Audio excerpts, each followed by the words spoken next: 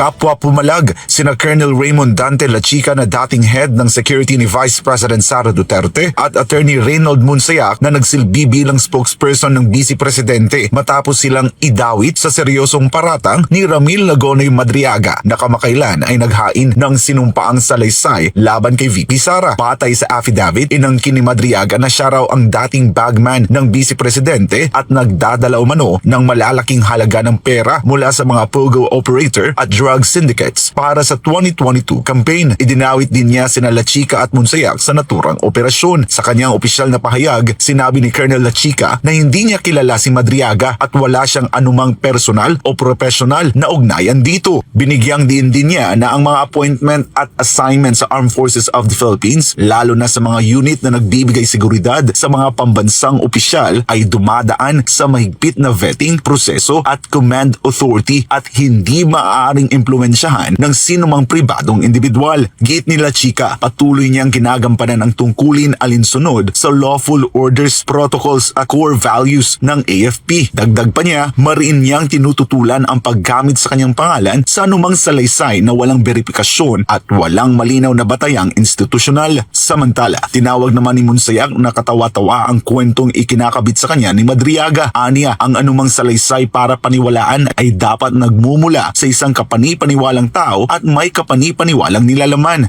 Dagdag pa ni Munsayak, bukod sa nagmula umano ang legasyon sa isang polluted source, ang mga paratang ay salungat sa lohika at karaniwang karanasan ng tao. Giit din ng abogado na wala siyang personal na ugnayan kay Madriaga at ang tanging naging kaugnayan niya sa grupong Inday Sara is My President o ISIP ay limitado lamang kay Attorney Ryan Kilala.